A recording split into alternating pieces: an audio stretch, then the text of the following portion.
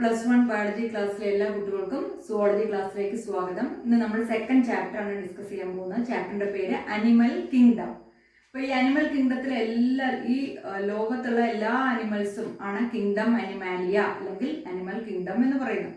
അപ്പോൾ ഇവയിൽ നമ്മൾ മില്യൺസ് ഓഫ് ഓർഗാനിസംസ് ഉണ്ട് എന്ന് ഡിസ്കസ് ചെയ്തിട്ടുണ്ട് കഴിഞ്ഞ ചാപ്റ്ററിൽ. ഈ ഓർഗാനിസത്തിനെ എങ്ങനെ ക്ലാസിഫൈ ചെയ്യും, what is the basis for classification of these millions of organisms എന്നുള്ളതാണ് ഡിസ്കസ് ചെയ്യുന്നത്.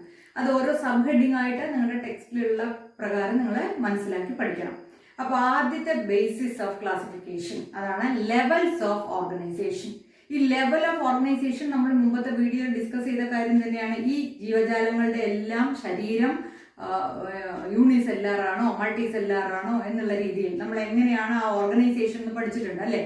സെല്ല്, ടിഷ്യൂ, ഓർഗൻ സിസ്റ്റം എന്നിട്ട് മൾട്ടിസെല്ലാർ ഓർഗനൈസേഷൻ. അപ്പോൾ ഇങ്ങനെ നമ്മൾ ബേസിസ് പഠിച്ചിട്ടാണ് നമ്മൾ ഓരോ ഫൈലമായിട്ടൊക്കെ തിരിച്ചു പഠിക്കുക. അപ്പോൾ നമ്മൾ ഇവിടെ പഠിക്കുന്നത് അവിടെ അപ്ലൈ ചെയ്ത് മനസ്സിലാക്കും. ഈ അനിമൽസിന് എങ്ങനത്തെ ബോഡി പ്ലാൻ ആണ് എന്നൊക്കെ പറയും. ക്ലിയർ അല്ലേ? അപ്പോൾ ബേസിസ് ഓഫ് ക്ലാസിഫിക്കേഷൻ ആണ് ഫസ്റ്റ് മെയിൻ ഹെഡിങ്. അതിൽ ലെവൽസ് ഓഫ് ഓർഗനൈസേഷൻ. അപ്പോൾ ലെവൽസ് ഓഫ് ഓർഗനൈസേഷനിൽ ഫസ്റ്റ് വൺ ഈ സെല്ലുലാർ ലെവൽ ഓഫ് ഓർഗനൈസേഷൻ എന്ന് പറഞ്ഞാൽ എന്തായിരിക്കും? ഇവയുടെ ബോഡിയിൽ സെൽസ് ആണുള്ളത് എന്ന് പറഞ്ഞ് ഒറ്റ സെല്ലേ ഉള്ളൂ എന്നുള്ള മീനിങ് അല്ല. ഒന്നിൽ കൂടുതൽ സെൽസ് ഉണ്ടാവും. പക്ഷെ ഈ സെൽസ് എല്ലാം യുണൈറ്റ് ചെയ്ത് ടിഷ്യൂ ആയിട്ട് അല്ലെ, കോശങ്ങളെല്ലാം ചേർന്ന് കലയായിട്ട് ഫങ്ഷൻ ചെയ്യാനുള്ള കഴിവ് ഇവയ്ക്കില്ല. അപ്പോൾ സെല്ലുലാർ ലെവൽ ഓഫ് ഓർഗനൈസേഷൻ എന്നാണ് പറയുക. നോക്കൂ, cellular level first one. Cells are arranged as loose cell aggregate. സെൽസിന്റെ കൂട്ടമായിട്ട് കാണപ്പെടും. Example sponges. ഈ സ്പോഞ്ചസ് പറയുന്ന group of organisms mostly marine organisms ആണ്. കടലിൽ കാണുന്ന ജീവജാലങ്ങളാണ്. ഇവയെ പറ്റി നിങ്ങൾക്ക് കൂടുതൽ പഠിക്കാനുണ്ട്. അവിടെയും എക്സെപ്ഷൻ ആയിട്ടുള്ള ഫോം ഉണ്ട്. Because biology is A science of exception. ഇനി സെക്കൻഡ് വൺ എന്തായിരിക്കും? Tissue level of organisation. അപ്പൊ സെൽസ് ചേർന്ന് അവിടെ എന്തായി കഴിഞ്ഞു? ടിഷ്യൂ ആയിട്ടുണ്ട് അല്ലെ. That group of cells that can perform same similar function is called a tissue അല്ലെ. അപ്പോൾ cells performing same function arranged as tissues. Example hydra നിങ്ങൾ പഠിച്ചിട്ടുള്ളതാണ്, അറിയാം. ഇനി third one is organ level. Tissues are grouped together as organ. Example കൂടുതൽ examples ഉണ്ട് കേട്ടോ. ഒരു single example നിങ്ങൾ മനസ്സിലാക്കി പഠിക്കുക. ടേപ്പ് വോമിനെ പറ്റി കൂടുതൽ നാടവിര അല്ലെ. ടേപ്പ് പോലെയുള്ള ഒരു വേം ആണ്. അതിനെ കുറിച്ചൊക്കെ ഡീറ്റെയിൽ ആയിട്ട് പഠിക്കാനുണ്ട്. ഇനി അടുത്തത് organ system level of organisation. എന്താ അർത്ഥം? Organs have associated to form functional system. അതായത് ഓർഗൻസ് ചേർന്ന് ഓർഗൻ സിസ്റ്റമായി മാറിയിട്ടുണ്ട്. എക്സാമ്പിൾ കോഡേറ്റ്സ് എന്ന് കോമൺ ആയിട്ട് എഴുതിയെന്നേ ഉള്ളൂ. നാട്ടിലുള്ള ജീവജാലങ്ങളെന്ന് നിങ്ങൾ ഇപ്പോൾ മനസ്സിലാക്കുക. അത് ഫിഷസ്, ആംഫിബിയ, ഏത് എക്സാമ്പിൾ എഴുതിയാലും ശരി തന്നെയാണ് ഓർഗൻ സിസ്റ്റം. അപ്പോൾ ഇത്രയാണ് ലെവൽസ് ഓഫ് ഓർഗനൈസേഷൻ. ഇനി നോക്കൂ, ഈ ഓർഗൻ സിസ്റ്റത്തില് നിങ്ങളുടെ ടെക്സ്റ്റ് ബുക്കിലെ 2 സിസ്റ്റത്തിന്റെ എക്സ്പ്ലനേഷൻ കൊടുത്തിട്ടുണ്ടാവും, നിങ്ങൾ പഠിക്കണം. ആദ്യത്തെ ഡൈജസ്റ്റീവ് സിസ്റ്റം ആണ്. Digestive system 2 തരമുണ്ട്, ഇൻകംപ്ലീറ്റും കംപ്ലീറ്റും. ഇൻകംപ്ലീറ്റ് നോക്കൂ, digestive system has only A single opening to the outside of the body that serve as both mouth and anus. എന്താ ഇതിന്റെ അർത്ഥം? ഡൈജസ്റ്റീവ് സിസ്റ്റത്തിന് നമ്മളെ പോലെ ഹയർ ഓർഗാനിസത്തിനെല്ലാം എന്തുണ്ട്? മൗത്തും ഏനസും 2 ഓപ്പണിംഗ് ഉണ്ട് അല്ലെ. ഇവിടെ എന്താണ്? ഒരു സിംഗിൾ ഓപ്പണിംഗേ ഉള്ളൂ. അങ്ങനെയുള്ള ഡൈജസ്റ്റീവ് സിസ്റ്റത്തിനെ നമ്മൾ എന്ത് പറയും? ഇൻകംപ്ലീറ്റ് ഡൈജസ്റ്റീവ് സിസ്റ്റം ആണെന്നാണ്. അപ്പൊ അവിടെ എക്സാമ്പിൾ ഏതാ വരിക? ടേപ്പ് വോം അല്ലെ. ടേപ്പ് വോം എന്നൊക്കെ പറയുന്ന ഒരു പാരസൈറ്റ് ആണ്, എൻഡോ പാരസൈറ്റ്. നമ്മളുടെ ശരീരത്തിനുള്ളിൽ അത് പാരസൈറ്റിക് ആയിട്ട് കാണപ്പെടുന്നതാണ്.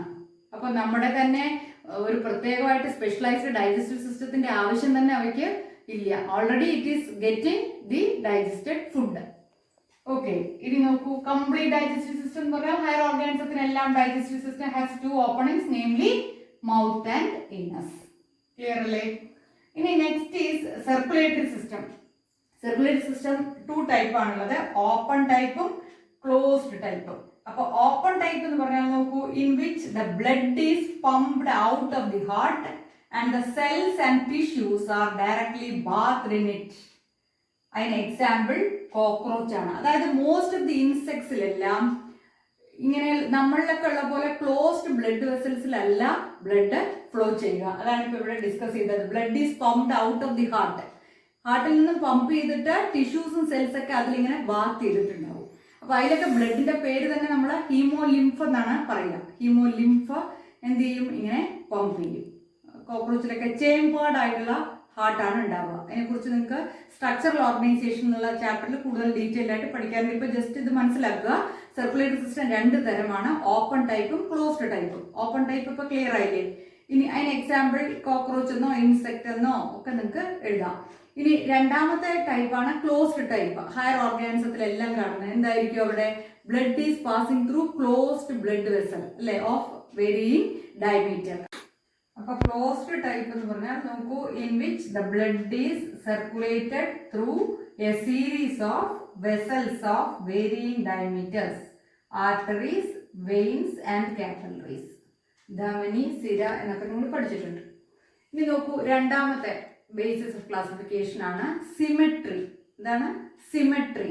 സിമെട്രി എന്ന് പറഞ്ഞു കഴിഞ്ഞാൽ ഒരു മെയിൻ മീഡിയൻ ആക്സിസ് അല്ലെ, ബോഡിയിൽ ഒരു മെയിൻ മീഡിയൻ ആക്സിസ് നമ്മൾ അസ്യൂം ചെയ്താൽ അതിന് ചുറ്റും എങ്ങനെയാണ് ബോഡി ഓർഗൻസ് അറേഞ്ച് ചെയ്തിരിക്കുന്നത് എന്നതിന് ഉപയോഗിക്കുന്ന ടെക്നിക്കൽ ടേം ആണ് സിമെട്രി. ഇനി നോക്കൂ, ശ്രദ്ധിക്കൂ definition. Symmetry: the arrangement of similar body parts on the sides of the main median axis of body is called body symmetry. Clear അല്ലേ? അങ്ങനെ ബോഡി സിമെട്രിയെ ബേസ് ചെയ്ത് നമ്മൾ ഓർഗാനിസത്തിനെ 3 ആയി തരംതിരിക്കും. ആ 3 പേരുകളാണ് എഴുതിയിരിക്കുന്നത്. നോക്കൂ, എസിമെട്രി. എസിമെട്രി പറഞ്ഞാൽ when any plane that passes through the central axis of the body does not divide the organism into 2 equal halves, it is called asymmetry. അതായത് സിമ്പിൾ ആയിട്ട് പറഞ്ഞു കഴിഞ്ഞാൽ നമ്മളൊരു മെയിൻ മീഡിയൻ ആക്സിസ് ഇങ്ങനെ ഡിവൈഡ് ചെയ്യുകയാണ് ഒരു ഓർഗാനിസത്തിന് എങ്കിൽ ആ ആക്സിസിന് 2 വശവും നമുക്ക് ഈക്വൽ ബോഡി ഓർഗൻസ് ആ ഓർഗാനിസത്തിന്റെ കിട്ടില്ല. അങ്ങനെയുള്ള സിമെട്രിക്ക് പറയുന്ന പേരാണ് അസിമെട്രി. അത്തരത്തിലുള്ള ഓർഗാനിസത്തിനെ നമ്മൾ പറയും അസിമെട്രിക്കൽ ഓർഗാനിസം. ക്ലിയർ അല്ലേ? അപ്പൊ സ്പോഞ്ചസ് നമ്മൾ നേരത്തെ പറഞ്ഞില്ലേ, ആ സ്പോഞ്ചസ് എല്ലാം എന്താണ്? അസിമെട്രിക്കൽ ആണ്. ആ നോക്കി ഡയഗ്രത്തിലേക്ക് നോക്കി നോക്കൂ, ഇതാണ് സ്പോഞ്ചസിന്റെ ഒരു ഡയഗ്രമാറ്റിക് സ്കെച്ച്. ഇത്തരത്തിലുള്ള മറൈൻ ആയിട്ടുള്ള ഓർഗാനിസംസ് ആണ്. ഇങ്ങനെ നമ്മളൊരു മെയിൻ മീഡിയൻ ആക്സിസ് ആയിട്ട് ഇതിനെ ഡിവൈഡ് ചെയ്യുകയാണെന്ന് വെച്ചാൽ നമുക്ക് ഈക്വൽ ആയിട്ടുള്ള ഹാഫ് കിട്ടില്ല. അതാണ് അസിമെട്രി. ഇനി രണ്ടാമത്തെ നോക്കൂ, റേഡിയൽ സിമെട്രി. റേഡിയൽ സിമെട്രി എന്ന് പറഞ്ഞു കഴിഞ്ഞാൽ when any plane passing through the central axis of the body divides the organism into 2 identical halves, it is called radial symmetry. അതിന് എക്സാമ്പിൾ ഹൈഡ്ര, സ്റ്റാർഫിഷ് ഒക്കെ ഉണ്ട്. നോക്കൂ, ഈ മെയിൻ ആയിട്ടുള്ള സെൻട്രൽ ആക്സിസ് ഓഫ് ദി ബോഡിയിൽ കൂടി പോകുന്ന എനി പ്ലെയിൻ എന്ന് പറയുമ്പോൾ കൂടുതലും ശരിക്കും റേഡിയൽ പ്ലെയിൻ ആണ്. അത് കണ്ടോ, ഇങ്ങനെ കുറെ റേഡിയൽ പ്ലെയിൻസ് വരച്ചിട്ടുണ്ട്. ഇത് ഈ മെയിൻ പോയിന്റിൽ കൂടിയല്ലേ കടന്നു പോകുന്നത്. അങ്ങനെ പോകുമ്പോൾ നമുക്ക് ഈക്വൽ ഹാഫ്സ് കിട്ടും. അത്തരത്തിലുള്ള സിമെട്രിയാണ് radial symmetry. Example hydra, starfish ഏത് വേണമെങ്കിലും നിങ്ങൾക്ക് എഴുതാം. നിങ്ങളുടെ ടെക്സ്റ്റ് ബുക്കിൽ ഇതിന്റെ ഒക്കെ ഫൈലത്തിന്റെ പേരാണ് സിലൻഡ്രേറ്റ അല്ലെ, സ്പോഞ്ചസ് ആണെങ്കിൽ പോറിഫെറ. അപ്പൊ നിങ്ങൾ ആദ്യം തന്നെ ഫൈലത്തിന്റെ പേര് കേട്ട് ടെൻഷൻ ആവണ്ട എന്നുള്ളത് കൊണ്ടാണ് ഓർഗാനിസത്തിന്റെ പേര് എഴുതിയത്. ഇനി നമ്മൾ അവിടെ ഫൈലം പഠിക്കുമ്പോൾ ഈ ടേംസ് എല്ലാം അവിടെ അപ്ലൈ ചെയ്യും. ഇപ്പൊ ഫൈലം പോറിഫെറ എന്ന് പറഞ്ഞു കഴിഞ്ഞാൽ നട്ടലില്ലാത്ത ജീവജാലങ്ങളെ നമ്മൾ ആദ്യമായിട്ട് പറയുന്ന പേരാണ്, ആ ഫൈലത്തിലാണ് ഉൾപ്പെടുത്തിയിരിക്കുന്നത്, ഫൈലം പോറിഫെറ. അപ്പൊ നമ്മൾ എന്ത് പറയും, ഇവിടെ പഠിച്ചത് അവിടെ അപ്ലൈ ചെയ്യും. The organisms coming under this phylum are having cell aggregate, അതായത് സെല്ലുലാർ ലെവൽ ഓഫ് ഓർഗനൈസേഷൻ. എന്നിട്ടോ ദേ ആർ അസിമെട്രിക്കൽ എന്നൊക്കെ അപ്ലൈ ചെയ്യും. ക്ലിയർ അല്ലേ? അതാണ് ഇപ്പൊ പറഞ്ഞത് എന്താണ് റേഡിയൽ സിമെട്രി. ഇനി മൂന്നാമത്തെ സിമെട്രിയാണ് ബൈലാറ്ററൽ സിമെട്രി. നോക്കൂ, when the longitudinal plane passing through the central axis of the body divides the organism into 2 equal halves. Longitudinal plane ആണ് എന്ത് ചെയ്യുക, ഓർഗാനിസത്തിന് ഇങ്ങനെ ലോഞ്ചിറ്റ്യൂഡിൽ ഇങ്ങനെ നമ്മൾ ഡിവൈഡ് ചെയ്യാണ്. ക്രാബ്, സ്പൈഡർ അല്ലെ, നമ്മുടെ ഹ്യൂമൻ ഒക്കെ അതിൽ തന്നെ വരും. ഇങ്ങനെ ഡിവൈഡ് ചെയ്യുകയാണെങ്കിൽ ഈക്വൽ ആയിട്ടുള്ള ഹാഫ്സ് കിട്ടും. അങ്ങനെയുള്ള ഓർഗാനിസത്തിനെ നമ്മൾ സുവോളജിയിൽ എന്താ പറയുക, ബൈലാറ്ററലി സിമെട്രിക്കൽ ഓർഗാനിസം. ആ പ്രോസസ് ഓഫ് സിമെട്രിയെ പറയും ബൈലാറ്ററൽ സിമെട്രി. ഓക്കെ അല്ലേ? ഇനി തേർഡ് ബേസിസ് ഓഫ് ക്ലാസിഫിക്കേഷൻ ആണ് നമ്മൾ ഡിസ്കസ് ചെയ്യാൻ പോകുന്നത്. ഇത് പേര് കേട്ടിട്ട് പേടിക്കൊന്നും വേണ്ട, ഡിപ്ലോബ്ലാസ്റ്റിക് ആൻഡ് ട്രിപ്ലോബ്ലാസ്റ്റിക് ഓർഗനൈസേഷൻ. അപ്പൊ ആദ്യം എന്താണെന്നൊന്ന് ശ്രദ്ധിക്കൂ. നമ്മളെ പോലുള്ള എല്ലാ മൾട്ടി സെല്ലാർ ഓർഗാനിസംസും ഫോം ചെയ്യുന്നത് ഒരു സിംഗിൾ സെല്ലിൽ നിന്നാണ് അല്ലെ. അത് നിങ്ങൾക്ക് അറിയാം. ആ സിംഗിൾ സെല്ലിന്റെ പേരെന്താണ്, സൈഗോട്ട് എന്നാണ് അല്ലെ. ഈ സൈഗോട്ട് ഡിവൈഡ് ചെയ്യും അല്ലെ, ഡിവൈഡ് ചെയ്തിട്ട് കുറെ സെൽസ് ഫോം ചെയ്യും. അങ്ങനെയല്ലേ ഹയർ ഓർഗാനിസംസ് എല്ലാം ഫോം ചെയ്യുക അല്ലെ. സ്പെർമും ഓവും ഫ്യൂസ് ചെയ്തിട്ട് സൈഗോട്ട് ഫോം ചെയ്യും. ആ സൈഗോട്ട് ഡിവൈഡ് ചെയ്യും. അങ്ങനെ ഡിവൈഡ് ചെയ്ത് കുറേ സെൽസ് ആയി കഴിഞ്ഞ് കഴിഞ്ഞാൽ അത് ലെയർ ആയിട്ട് അറേഞ്ച് ചെയ്യും, ഓരോരോ ലെയർ ആയിട്ട് അറേഞ്ച് ചെയ്യും. അതിലെ ഔട്ടർ ലെയറിനെ നമ്മൾ പറയും എക്ടോഡേം, ഇന്നർ ലെയറിനെ നമ്മൾ പറയും എൻഡോഡേം. അങ്ങനെ ചില ഓർഗാനിസത്തിന് 2 ലെയർ സെൽസ് മാത്രമേ ഉണ്ടാവുള്ളൂ, എക്ടോഡേമും എൻഡോഡേമും. നടുക്കൊരു ലെയർ അൺഡിഫറൻഷിയേറ്റഡ് ആയിട്ട് ഉണ്ടാവും, അതായത് സെല്ലായിട്ട് മാറാതെ ഒരു അൺഡിഫറൻഷിയേറ്റഡ് ഗ്രൂപ്പ് ഓഫ് സെൽസ് ഉണ്ടാവും. അതിനെ നമ്മൾ പറയും മീസോഗ്ലിയ. എന്താണ് മീസോഗ്ലിയ? അപ്പൊ അങ്ങനെ 2 ലെയർ മാത്രം ഉള്ള ഓർഗാനിസത്തിനെയാണ് ഡിപ്ലോബ്ലാസ്റ്റിക്. അപ്പൊ നിങ്ങൾക്ക് ട്രിപ്ലോബ്ലാസ്റ്റിക് ക്ലിയർ ആയിട്ട് ഓട്ടോമാറ്റിക് ആയിട്ട് കിട്ടും. എന്തായിരിക്കും? 3 ലെയർ ഉള്ളത്. അപ്പൊ അവിടെ ഈ മീസോഗ്ലിയ എന്ന് പറയുന്നത് എന്തായിട്ട് മാറും? മീസോഡേം എന്നുള്ള ലെയർ ആവും. അപ്പൊ അവർക്ക് എന്തുണ്ടാവും? ഔട്ടർ എക്ടോഡേം ഉണ്ടാവും, ഇന്നർ മോസ്റ്റ് എന്തായിരിക്കും? എൻഡോഡേം ആയിരിക്കും, മിഡിൽ മീസോഡേം ആയിരിക്കും. അങ്ങനെ 3 ലെയേഴ്സ്, ജേം ലെയേഴ്സ് എന്നാണ് നമ്മൾ പറയുക. അപ്പൊ ആ ജേം ലെയേഴ്സിനെ ബേസ് ചെയ്താണ് അടുത്ത ക്ലാസിഫിക്കേഷൻ. ഓർഗാനിസത്തിന് എന്ത് പറയും? Diploblastic and triploblastic. ഇനി നമുക്ക് ശ്രദ്ധിക്കൂ, ഡെഫിനിഷൻസ് ടെക്സ്റ്റിലുള്ളതാണ്, അത് നിങ്ങൾ അങ്ങനെ എഴുതി മനസ്സിലാക്കി പഠിക്കുക. Animals in which the cells are arranged in 2 embryonic layers, an external ectoderm and an internal endoderm, are called diploblastic animals. An example, or example ആണ് hydra. An undifferentiated layer mesoglea is present in between. അതിന്റെ ഒരു diagrammatic sketch ആണ് ഈ കാണിച്ചിരിക്കുന്നത്. കണ്ടോ? Ectoderm ഈ red കളറിൽ കാണിച്ചിരിക്കുന്നത്, മീസോഗ്ലിയ, ഇന്നർമോസ്റ്റ് എൻഡോഡേം. അപ്പൊ ഇത് നമ്മുടെ ട്രിപ്ലോബ്ലാസ്റ്റിക് വരയ്ക്കുകയാണെങ്കിൽ ഈ റെഡ് കളറിന്റെ അവിടെയൊക്കെ എന്തുണ്ടാവും അർത്ഥം? ആ മിഡിൽ ലെയർ ഇങ്ങനെ സെൽസ് ആയിട്ട് ഡിസ്റ്റിങ്വിഷ് ചെയ്തിട്ടുണ്ടാവും അർത്ഥം, 3rd ലെയർ. അപ്പൊ നോക്കൂ, അത് ശ്രദ്ധിക്കൂ. Those animals in which the developing embryo has A 3rd germinal layer, the mesoderm, in between ectoderm and endoderm, are called triploblastic animals. Example, chordates. Chordates എന്ന് പറയുമ്പോൾ ഞാൻ നേരത്തെ കുറെ തവണ പറഞ്ഞതാണ് അല്ലേ? പൈസസ് മുതൽ എല്ലാം, ഫിഷസ് ആവാം, ആംഫിബിയൻ, റെപ്റ്റൈൽ, ഏവ്സ്, മാമൽ. മാമലിൽ തന്നെ ഏത് ഓർഗാനിസം ഏത് എഴുതിയാലും അതിന്റെ ആൻസർ കറക്റ്റ് ആണ്. ഓക്കെ അല്ലേ? ഇനി 4th ബേസിസ് ഓഫ് ക്ലാസിഫിക്കേഷൻ ആണ് സീലോം. ഇതാണ് സീലോം, COELOM. സീലോം എന്ന് പറഞ്ഞു കഴിഞ്ഞാൽ ബോഡി ക്യാവിറ്റി എന്നർത്ഥം. ശ്രദ്ധിക്കൂ, സീലോം കണ്ടോ? The body cavity which is lined by mesoderm is called coelom. എന്ന് പറഞ്ഞാൽ എന്താണ് അർത്ഥം? ഒരു ബോഡി ക്യാവിറ്റി ഉണ്ടാവും അല്ലെ? ഈ ക്യാവിറ്റിയെ ലൈൻ ചെയ്ത് ഒരു ലെയർ സെൽസ് ഉണ്ടാവും. ഈ ലെയർ സെൽസ് എന്ന് പറയുന്നത് മീസോഡേമിൽ നിന്നും ഡിറൈവ് ചെയ്ത് വരുന്ന സെൽസ് ആയിരിക്കും. ക്ലിയർ അല്ലേ? അപ്പൊ അത്തരത്തിൽ മീസോഡേമിൽ നിന്ന് ഡിറൈവ് ചെയ്യുന്ന സെൽസ് ലൈൻ ചെയ്തിട്ടാണ് ബോഡി ക്യാവിറ്റി ഫോം ചെയ്തിരിക്കുന്നുണ്ടെങ്കിൽ അത്തരത്തിലുള്ള ഓർഗാനിസത്തിനെ നമ്മൾ പറയും സീലോമേറ്റ്സ്. സീലോമേറ്റ്സ് നോക്കൂ, animals possessing coelom are called coelomates. Example, chordates. ഇനി നോക്കൂ, ചില ഓർഗാനിസത്തില് ഇങ്ങനെ ഈ ബോഡി ക്യാവിറ്റി മീസോഡോമിൽ നിന്നും ഡിറൈവ് ചെയ്യുന്ന സെൽസ് ലൈൻ ചെയ്ത് വരുന്നില്ല. അതിന് പകരം സ്കാറ്റേർഡ് പൗച്ചസ് ആയിട്ട്, ഇവിടെ കണ്ടോ റെഡ് കളറിൽ കാണിച്ചിരിക്കുന്ന ഇങ്ങനെ സ്കാറ്റേർഡ് പൗച്ചസ് ആയിട്ട് എക്ടോഡേമിനും എൻഡോഡേമിനും ഇടയിലായിട്ട് കാണപ്പെടും. അത്തരത്തിലുള്ള സീലോമിനെ നമ്മൾ പറയും സ്യൂഡോസീലോം. ഇത്തരത്തിൽ സ്യൂഡോസീലോം ഉള്ള ഓർഗാനിസത്തിനെ നമ്മൾ പറയും സ്യൂഡോസീലോമേറ്റ്സ്. ഇനി നോക്കൂ, in some animals the body cavity is not lined by mesoderm. Instead, mesoderm is present as scattered pouches in between ectoderm and endoderm. Such body cavity is called pseudocoelom. ആ ഓർഗാനിസത്തിന് നമ്മൾ എന്ത് പറയും? സ്യൂഡോസീലോമേറ്റ്സ്. ബോഡി ക്യാവിറ്റി ആണ് എന്ത് പറയുക? സ്യൂഡോസീലോം. Example, round worms. ഇവയെ കുറിച്ച് നമുക്ക് ഡീറ്റെയിൽഡ് ആയിട്ട് ഫൈലം പഠിക്കാനുണ്ട്. ഇനി ചില ഓർഗാനിസത്തില് ഈ സീലം തന്നെ ആബ്സെന്റ് ആയിരിക്കും. The animals in which body cavity is absent are called acoelomate. എസിലോമേറ്റിന് എക്സാമ്പിൾ ആണ് ടേപ്വോം. നമ്മൾ നേരത്തെ ഡിസ്കസ് ചെയ്ത ഓർഗാനിസം ആണ് ടേപ്വോം. അപ്പൊ ഇത്തരത്തിൽ 3 തരത്തിലാണ് സീലോമിനെ ബേസ് ചെയ്ത് ഓർഗാനിസത്തിനെ ക്ലാസിഫൈ ചെയ്യുക. സീലമേറ്റ്സ്, സ്യൂഡോസീലമേറ്റ്സ്, എസിലമേറ്റ്സ്. ക്ലിയർ അല്ലേ? ഇനി നെക്സ്റ്റ് നമ്മുടെ ക്ലാസിഫിക്കേഷൻ ആണ്, ബേസിസ് ഓഫ് ക്ലാസിഫിക്കേഷൻ ആണ് സെഗ്മെന്റേഷൻ. അപ്പൊ ഈ സെഗ്മെന്റേഷൻ എന്താണെന്ന് വെച്ച് കഴിഞ്ഞാൽ അത് നിങ്ങൾക്കറിയാം, ഓരോ ഓർഗാനിസത്തിനെയും ഓരോ തരത്തിലാണ് നമ്മുടെ ബോഡി ഡിവൈഡ് ചെയ്യുക. അപ്പൊ ഇതിൽ ടിപ്പിക്കൽ ആയിട്ടുള്ള എക്സാമ്പിൾ, ഒരു body full complete externally internally ആയിട്ട് ഡിവൈഡ് ചെയ്തിട്ട് നിങ്ങൾ എർത്തൂമിൽ കണ്ടിട്ടുണ്ടാവും, റിങ് ആയിട്ടുള്ള സ്ട്രക്ചർ ആയിട്ട് അല്ലേ? അപ്പൊ അവയെ നമ്മൾ മെറ്റാമിയേഴ്സ് ആണ് പറയുക. ആ സെഗ്മെന്റ്സിനെ നമ്മൾ എന്ത് പറയും? മെറ്റാമിയേഴ്സ്. ആ പ്രോസസ്സിനെ നമ്മൾ പറയും മെറ്റാമെറിസം. ക്ലിയർ അല്ലേ? ഇനി ഓരോ ഓർഗാനിസത്തിനും കോക്രോച്ചിലാണെങ്കിൽ നമ്മൾ ഹെഡ്, തൊറാക്സ്, അബ്ഡമൻ അങ്ങനെയാണ് ഡിവൈഡ് ചെയ്യുക അല്ലേ.